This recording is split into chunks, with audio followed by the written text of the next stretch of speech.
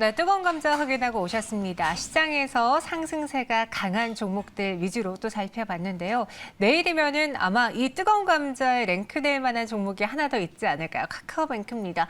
카카오뱅크를 포함해서 최근에 대여들의 IPO들 역시 투자자들의 구미가 당기게 하는 뉴스인데요. 우리는 이 안에서 어떤 걸 봐야 될지 또 지수 편입에 대한 이야기도 나눠보도록 하겠습니다. 삼성자산운용 최창규 본부장님과 함께할게요. 어서 오세요. 네, 안녕하세요. 네, 안녕하세요. 네.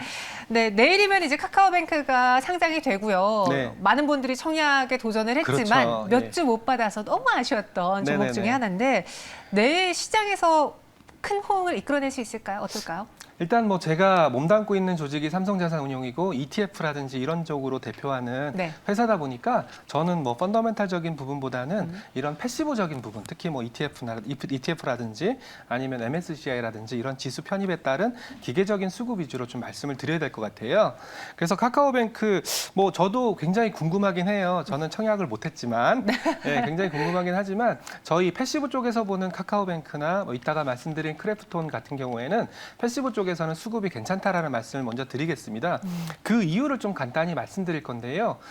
패시브라는 수급은 주로 ETF라든지 아니면 여러분들 많이 밤에 투자하시는 뭐 글로벌 ETF 이런 쪽에서 발생하는 수급을 의미하고요. 이런 쪽에서 수급이 발생하기 위해서는 그 ETF의 기초지수에 그 종목들이 편입만 이루어지면 기계적으로 수급이 발생하거든요. 그래서 한 가지 룰이 있어요. 어떤 룰이 있냐면 상장하자마자 바로 그 지수에 편입해주면 재미가 없지 않습니까? 네. 그래서 상장 후에 코스피백 같은 경우에는 15영업일, 예, 그리고 코스피 같은 경우에는 그 다음 날 지수에 편입되기 때문에 만약에 코스피를 추종하는 ETF라든지 이런 종목들은 상장하고 그날 종가에 카뱅이나 크래프톤을 담게 되고요. 코스피백을 추종하는 ETF, 참고로 한국에는 이 코스피백을 추종하는 ETF가 무려 17조나 있어요.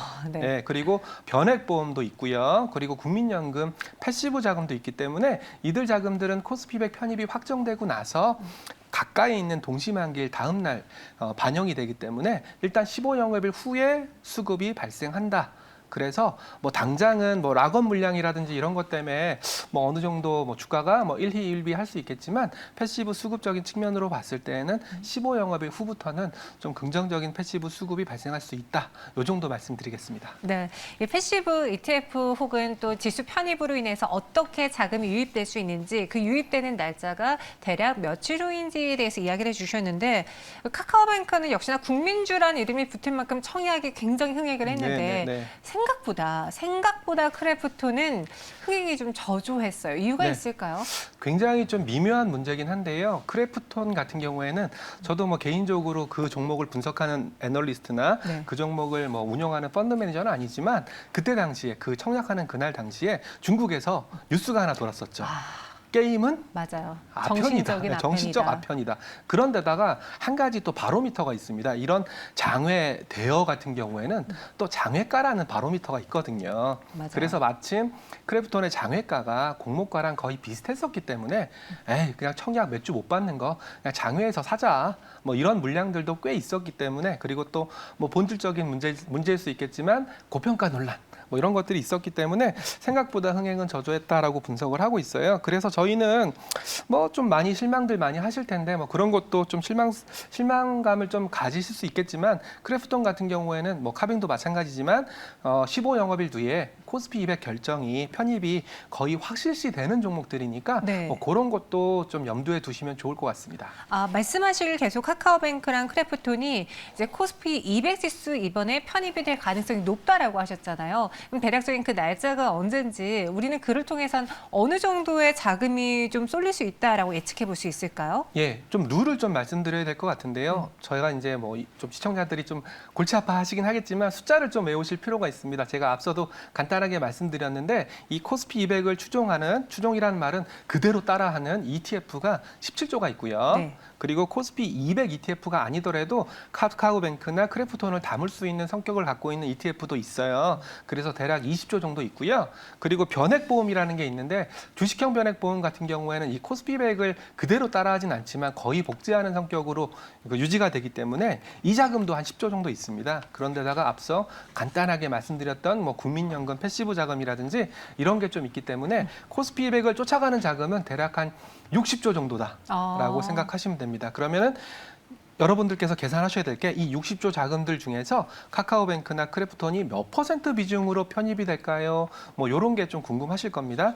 근데 요거는 좀 계산하기가 좀 어려운 게 아무래도 상장 후에 주가라든지 뭐 주가 움직임이라든지 이런 거에 따라 조금씩 틀려지긴 하지만 저희가 그 계산한 바에 따르면 뭐 카카오뱅크는 대략 한 0.2에서 0.3%, 그리고 크래프톤 같은 경우에는 0.6에서 0.7% 비중으로 코스피 200에 편입될 걸로 예상하고 있기 때문에 앞서 제가 말씀드렸던 60조 원 곱하기 0.2% 나누기 카카오뱅크 주가 하면은 기계적으로 편입돼야 되는 수량이 나오고 날짜는 가장 가까이 있는 동시만기일 다음 날 편입이 이루어집니다. 가장 가까이 있는 동시만기일은 9월 9일이고요.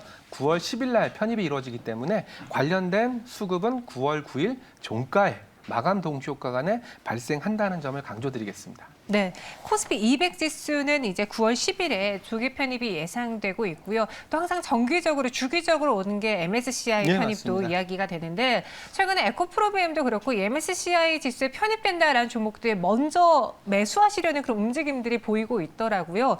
이번에 카카오뱅크나 크래프톤도 MSCI 지수에 편입될 수 있을지 그 편입이 된다라는 뉴스가 항상 나오기 전에 이 개인 투자자들이 따라 사는 거에 대해서는 또 본부장님 어떻게 생각하시는지. 네, 일단 편입 여부부터 말씀드리겠는데요.